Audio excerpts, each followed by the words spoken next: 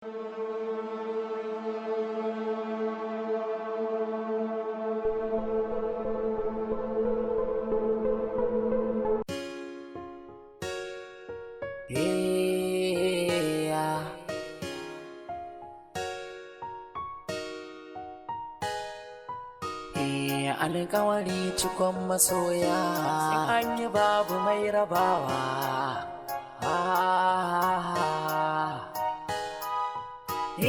Shi so in har na gaskiya ne, baya duban kyawun kamanni, baya kyala mutum da aljan zai shige har cikin sa'anni. Waɗansu sun ɗau so da wasa sun bi shi hanya ta yaudara ne, waɗansu na soyayyar kuɗi ne, waɗansu ko sun bi ɗaukaka ne, waɗansu mugun nufi ne ya saka aka yau zubar hawaye. Alƙawari ya so, alƙawari ya so,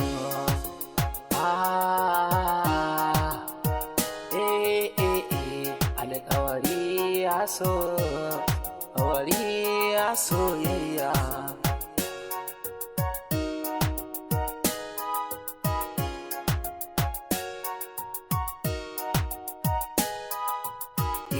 Ka so mutum da gaskiya shine ribar soyayya, a so ka yau magana ɗaya shine cikar mutum duniya. Idan ka samu mai juriya ka zamto mai bashi kariya, a sa haƙuri zaman gaskiya shine zai kau da hayaniya. Ko mai tsanani ko wuya shi so sarki ne a duniya. Bashi Faruk, na faɗa ma a wannan zamanin kai soyayya kawai don jin daɗi, amma ba wai don samun abokin rayuwa ba. Sannan kuma ka gode wa Allah da ka gane halinta tun da wuri, tun kafin ta gama zama a cikin zuciyarka. Ni nan da kake gani na ka sani an yaudare ni, na san halin da mutum yake shiga muddin ya rasa wanda yake da muradi, musamman ma a ce yaudararsa ta yi.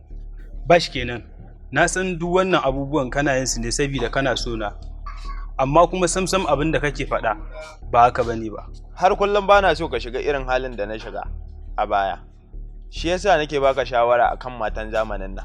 Bash, har kullum ina so ka daina yi wa mata kuɗin goro, saboda duk lalacewar zamani ana samun na kirki, to haka duk lalacewar matan zamani dole za ka samu ta kirki. Ba dai za ka haƙura ba kenan. Bash, akwai abin da nake shiryawa. Menene abin da kake shirya da? Kafin na baka amsa zan so na fara tambayar ka. Shikenan, ina jin ka. Me yake jawowa yanzu zaka ga matan yanzu kwata-kwata ba su da amana ne? Tambaya mai sauki, duk saboda kwaɗayi ne.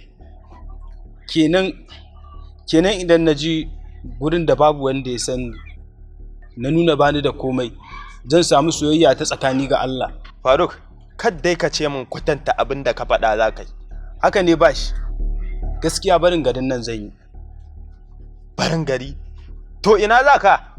Kar ka manta, duniya tana da faɗi, zan je kuma ba zan dawo ba har sai burina ya cika. Faruk, abin da nake so da kai shine, ka je ka sake tunani, saboda wannan kwata-kwata ba tunani ne mai kyau ba. Ka yi haƙuri abokina, saboda gaskiya na gama yanke hukunci. To shikenan, mu bar shi ka gama yanke hukunci. Amma me za ka ce wa yaya Ibrahim kenan? Ban sani ba, amma ni dai abin da na sani, na gama yanke hukunci, garin nan kawai zan bari.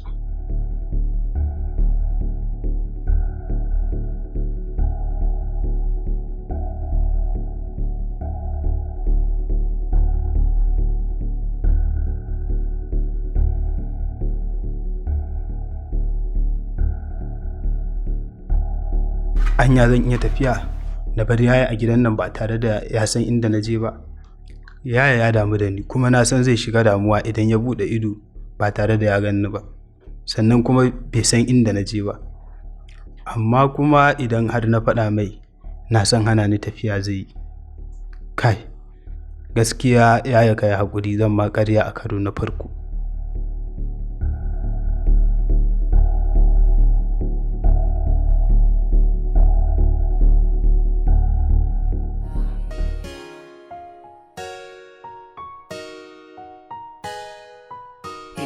Alƙawari cikon masoya, an yi babu mai rabawa.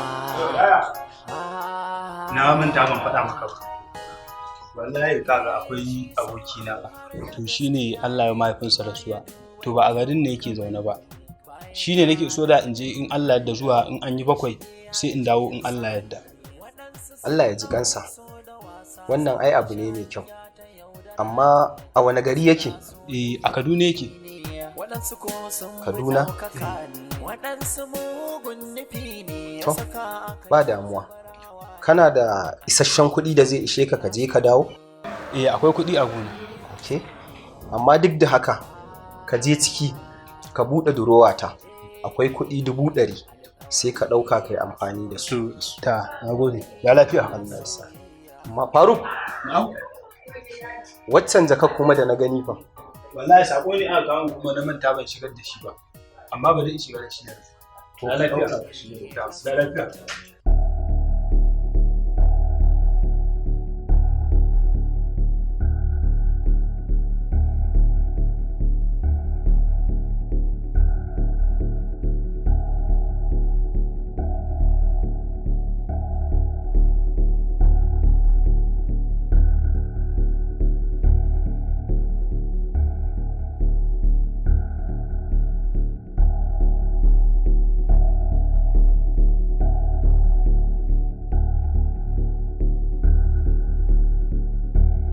Kai yanzu Faruk ba aka hakura da tafiyan nan ba dole sai ka yi.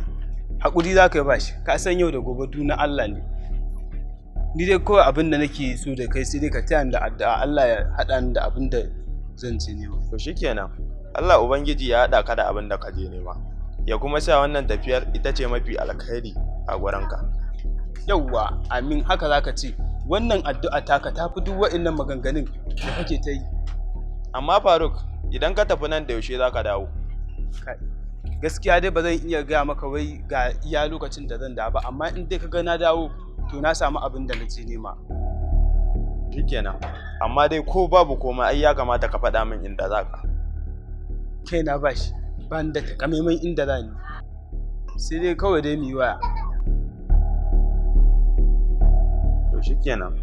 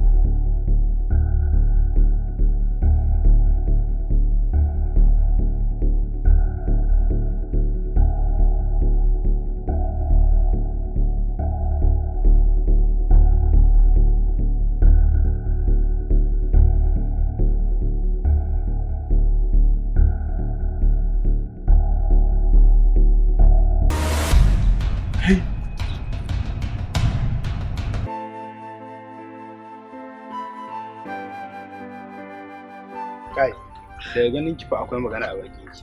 Tabbas akwai magana a bakina, amma fa ba komai bane. Ka sani so da kaunar ka ce kawai take raina. Na sani, sannan ke kanki shaida ce. Irin so da kaunar da nake miki.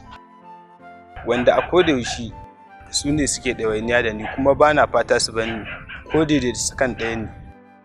Sabida ƙaunarki tana ƙara saka min nutsuwa. Ainihin yadda zuciyata take ƙaunarki, baki yayi kaɗan ya furta.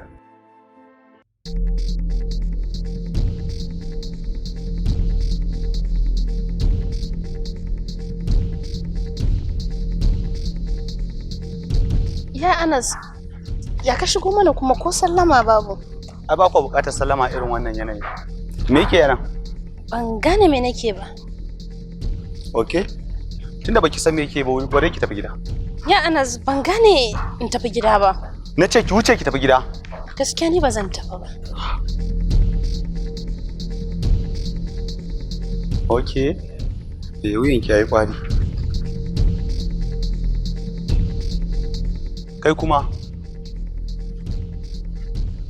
kai ne sirrin da ka shiga tsakanin kanwata da ni. Sanadiyarka, 'yar uwata wadda ban taɓa faɗa ta mayan mun ba, ban taɓa shata mata layi ta tsallaka ba. Yau ka shiga tsakanina da ita, na faɗa ta faɗa, na shata mata layi ta tsallaka. To bari ka jin faɗa ma, na rantse da Allah ka ɗau bashin da dole sai ka biya ranar da baka da abun biya. Ka kalle ni da kyau saboda ka gane ni, in dole sai mun haɗu, kuma haɗuwar ba za ta yi ma kyau ba. Yau kuma mun fara, kuma babu ranar denawa. Ba dai wuyanki yayi kwari ba? Soyayya. Shikenan, za mu haɗu.